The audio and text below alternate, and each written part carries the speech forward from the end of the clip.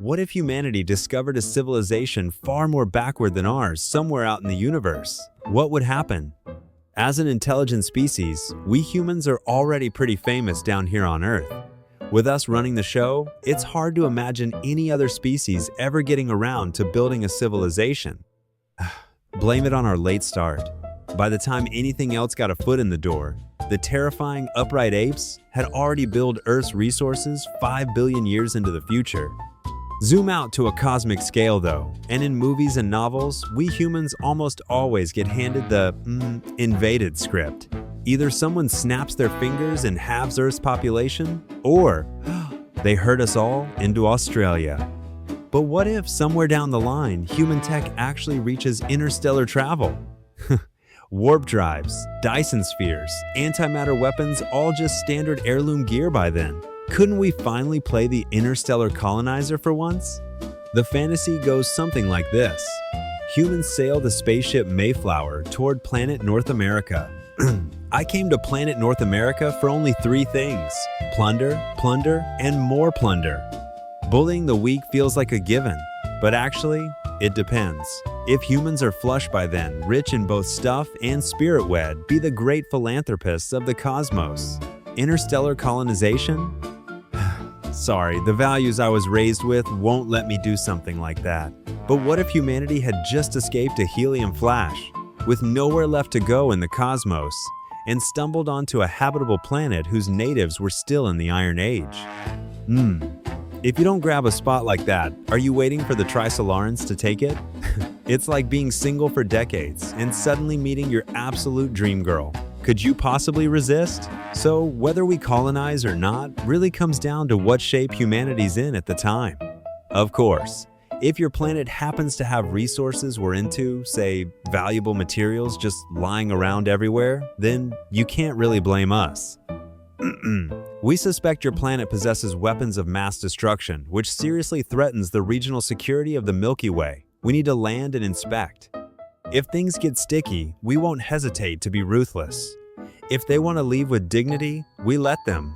If they don't want to leave with dignity, well, help them along. We might even enslave a chunk of the aliens to mine resources for us. Even Siberia would break a sweat watching this.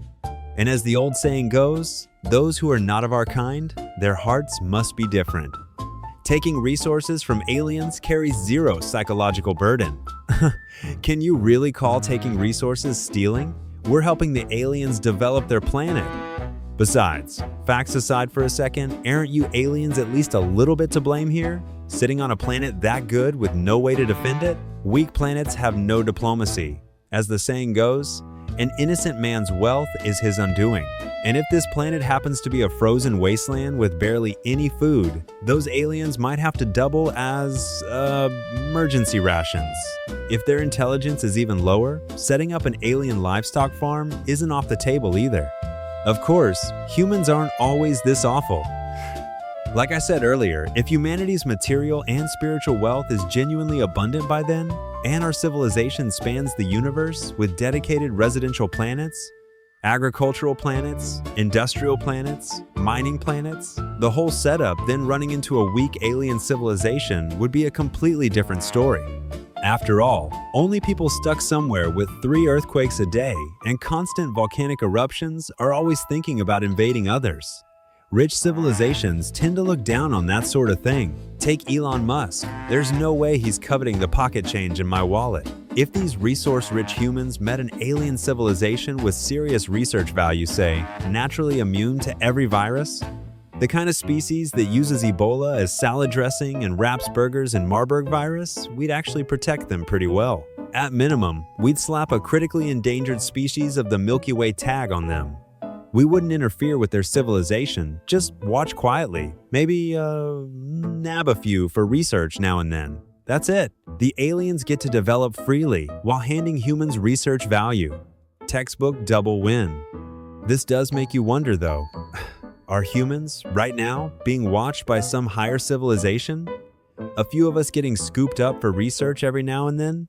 Or say this alien civilization is backward, but their looks hit every one of humanity's buttons. Pointy elf ears maybe? or a dead ringer for a white-haired, animal-eared anime girl, then we'd absolutely have to study them even harder. You guys keep calling them alien monsters. Those are clearly literal godsends. Failing that, if they're just really damn cute, we could round some up and sell them to Earthlings as pets. And being a pet is no disgrace. Half the aliens in the galaxy would kill for a setup like that. Look at it the other way. Some almighty alien sugar mommy sets you up, keeps the fridge stocked and the wine pouring, drops 20 million a month on your head? You telling me you'd say no? You'd say no? 1 second of hesitation is spitting in the face of that 20 million. Dignity's a small price to pay for free money. So no, finding a weak alien civilization doesn't automatically mean we go conquer happy. The cosmos isn't all fights and killing, there's also the human touch. Wrapping it up on aliens, I go by 4 rules of mercy. 1. Too backward, I don't kill.